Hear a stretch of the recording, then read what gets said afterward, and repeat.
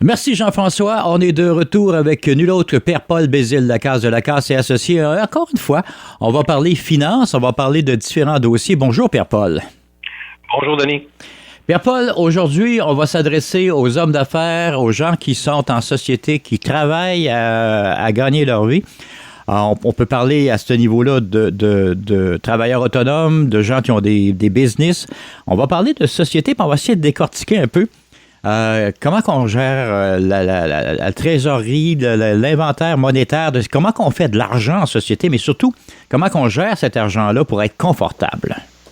Oui, ben je veux parler de deux éléments importants aujourd'hui parce que c'est quelque chose que j'aborde souvent avec mes clients là, corporatifs. Fait qu'on va parler surtout de société, mais évidemment, comme tu l'as dit, ça pourrait s'appliquer pour les travailleurs autonomes, ça pourrait s'appliquer pour les entreprises enregistrées, les sociétés non collectifs, mais on va s'attarder pour les fins de discussion au terme d'une société, là, donc d'une compagnie.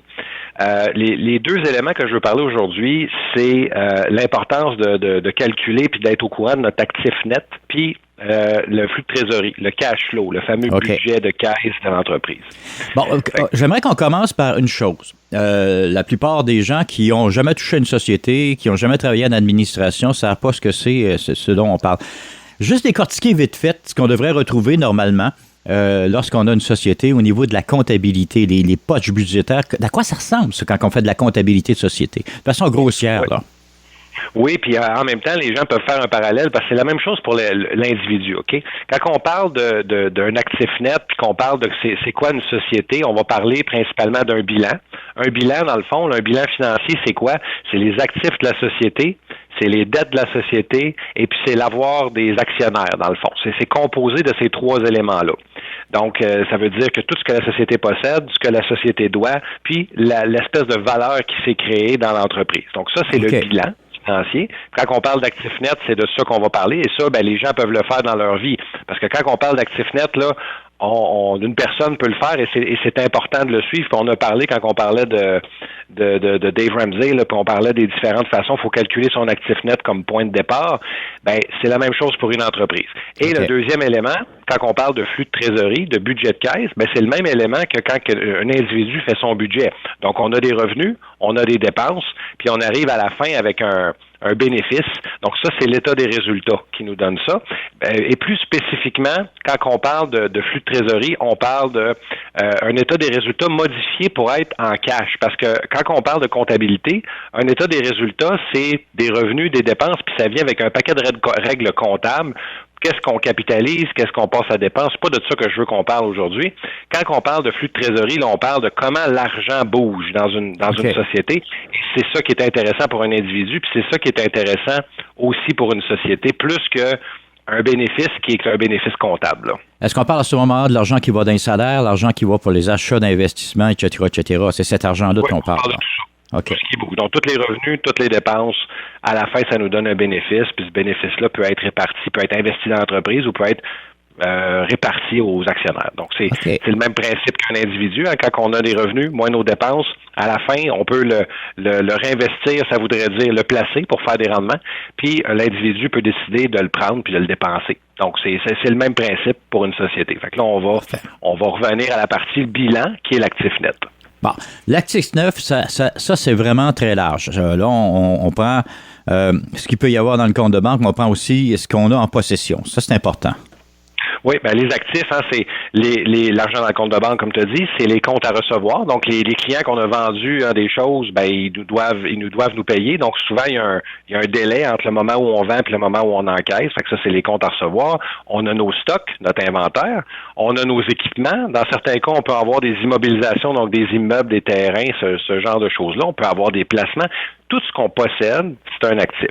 Donc, quand on veut calculer un actif net pour une société, ce qu'on veut faire, c'est comparer nos actifs à nos dettes. Et quand les entrepreneurs lisent les états financiers, pour calculer un actif net pertinent, ce qu'on veut savoir, là, c'est, mettons, je liquide puis je vends mes actifs demain matin, est-ce que j'en ai assez pour payer mes dettes? Et ça, ben, le bilan financier nous donnera pas nécessairement ça parce que un bilan, les valeurs de nos actifs au bilan sont écrites selon une valeur comptable. Donc, quand on veut calculer un actif net, il faut remettre ces actifs-là en valeur marchande. Je vais donner un exemple bien simple. Si on achète un immeuble 300 000, OK, en 2020, mettons, OK, OK. Et que cet immeuble-là vaut maintenant 390 000. Ben, nous, ce qu'on veut savoir, c'est, quand on veut calculer un actif net, on veut savoir, OK, ben mon immeuble, maintenant, il vaut 390 000. J'ai une hypothèque dessus de 270 000. Donc, j'ai une valeur qui est là. Donc, ça, c'est important de le considérer parce que si on regarde juste la valeur comptable, ben notre immeuble qu'on a acheté à 300 000, en plus, si on l'a amorti, parce qu'il y a des dépréciations qu'on peut prendre comptables et fiscales dans une entreprise, ben le chiffre va être plus bas que 300 000, alors que la valeur réelle est à 390 000. Donc, quand je vais parler d'actifs nets aujourd'hui, là, ce que je veux dire, c'est la valeur marchande de nos biens.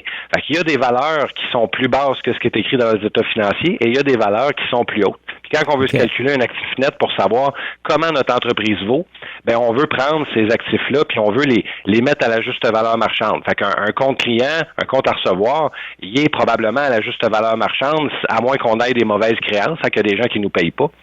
Et ce qu'on veut faire avec ça, c'est évaluer nos actifs à la juste valeur marchande. Et après ça, il faut voir, là, ça dépend du type de société dans laquelle on est, mais normalement, on veut que nos actifs soient supérieurs à nos dettes. Okay. C'est sûr que dans les 5 premières années d'une entreprise, c'est pas nécessairement évident parce qu'on est en démarrage. On a des investissements à faire et tout ça. Ma question vient sur les mauvaises créances, parce que si on calcule les dettes qu'on a à recevoir, c'est-à-dire les comptes qu'on a à recevoir, puis il y a de la mauvaise créance, il faudrait peut-être faire le ménage avant de commencer à faire l'exercice, j'imagine. Ben oui, puis il y a plein de façons de faire le ménage. Il y en a qui vont analyser, dépendamment de l'ampleur de la quantité de comptes à recevoir, puis dépendamment de tout ce qu'on a comme habitude, on va dire, c'est-à-dire est-ce que nos clients habituellement payent ou pas. Il y en a qui vont tout simplement faire une analyse compte par compte, puis ils vont prendre des provisions, puis ils vont diminuer les comptes à recevoir dans leur calcul. Et il y en a d'autres qui vont, avec plusieurs années d'expérience, des fois on sait, exemple, moi j'ai toujours 3 de mauvaise créance. Donc, on va déjà enlever 3 de nos comptes à recevoir dans notre calcul qu'on vient de dire. Là. OK. C'est banal, mais c'est important parce que c'est un chiffre qui peut être assez impressionnant des fois. Oui, puis quand on est en actif net, moi, personnellement, je fais ces calculs d'actifs net-là en valeur de liquidation, parce que moi, quand les gens viennent me voir, ça va mal habituellement, donc on prend les actifs et on va les dévaluer en connaissance de si un syndic les vend, ça vaut comment. Je te donne un exemple. De l'inventaire, moi, habituellement, ça vaut à peu près 10 en liquidation. Oh, mon Dieu, OK. Si on a 100 000 d'inventaire, ben pour moi, ça vaut 10 000. Fait qu'on se comprend qu'on n'est pas à la même place qu'une entreprise en opération qui, elle, veut voir, mettons, que je prends le temps de trouver un acheteur pour mon entreprise, comment je vais vendre ça, ben là, ça vaut bien plus cher pour une entreprise en opération que pour un syndic qui est en liquidation. Donc, l'actif net va être compté dans un contexte qui va être applicable seulement à ce contexte-là. Donc, ça va dépendre du contexte qu'on est. Puis moi, ce que je recommande aux gens en parlant aujourd'hui, c'est pas de le faire à une valeur de liquidation, évidemment. On veut savoir ce que notre entreprise vaut. Donc, mais c'est possible qu'on ait à dévaluer des stocks parce qu'on a des stocks désuets ou qu'on a des stocks qu'on a de la misère à vendre. Ça se peut qu'on ait besoin d'évaluer des choses. L'amortissement comptable se fait quand même sur toutes nos valeurs. C'est qu'il y a un amortissement qui s'est installé au niveau de la comptabilité. Est-ce qu'on peut se servir du même amortissement pour calculer notre actif net? C'est très possible, mais c'est peu probable. Dans le sens que l'amortissement, c'est des règles comptables et des règles fiscales. Et on sait que l'amortissement comptable et fiscal n'est pas le même chiffre. OK. Donc, c'est beau. donc parce que les règles sont différentes. OK, puis les pourcentages sont différents également. Exactement. Puis là, on a du dégressif, on a du linéaire. Encore là, mon but aujourd'hui, c'est pas de rentrer dans le... Si vous avez une entreprise et que vous ne connaissez pas ces termes-là, parlez à votre comptable, ça presse. Mais essentiellement, il faut comprendre que l'amortissement comptable, il y a des règles. L'amortissement fiscal, il y a des règles. Et ce que je parle aujourd'hui, moi, c'est un calcul d'actifs net. Donc, c'est possible que même si notre immeuble à valeur comptable, il vaut 300 000, ça se peut que la valeur réelle qui vaut pour nous dans l'actif net, c'est 500 000. C'est très possible. Donc, c'est pas... Les valeurs qu'on voit dans le bilan, c'est juste qu'il faut les passer une par une parce que ça nous dit à quoi il faut penser, mais ça nous donne pas la juste valeur marchande. Ça, il faut l'apprécier. Donc, un compte à recevoir peut être plus bas, un stock peut être plus bas, un équipement peut être plus bas, un immeuble peut être plus haut. Il y a toutes sortes de variations comme ça qu'il faut être capable d'évaluer dans notre actif net. Habituellement, les dettes qu'on a, par contre, ça, c'est des dettes réelles, donc sont à un montant réel. Donc, habituellement, ça va être les vrais chiffres. Là. OK. Cette valeur, on aurait aimé ça que les dettes soient dépréciées eux autres aussi.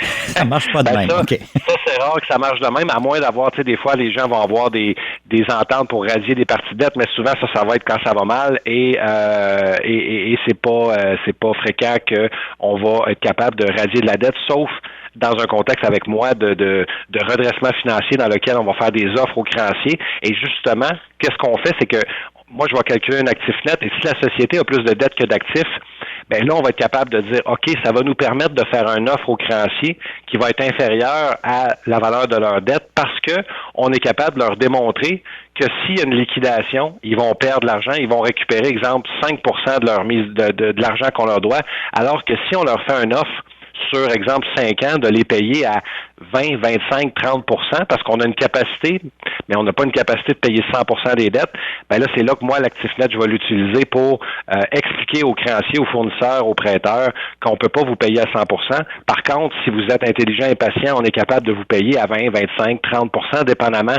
de la possibilité de l'entreprise. Et ça, ben, la possibilité, c'est dans le deuxième volet, c'est dans le flux de trésorerie qu'on le calcule. On va en parler rapidement parce qu'il nous reste encore à peu près 4 minutes pour en parler du flux de trésorerie.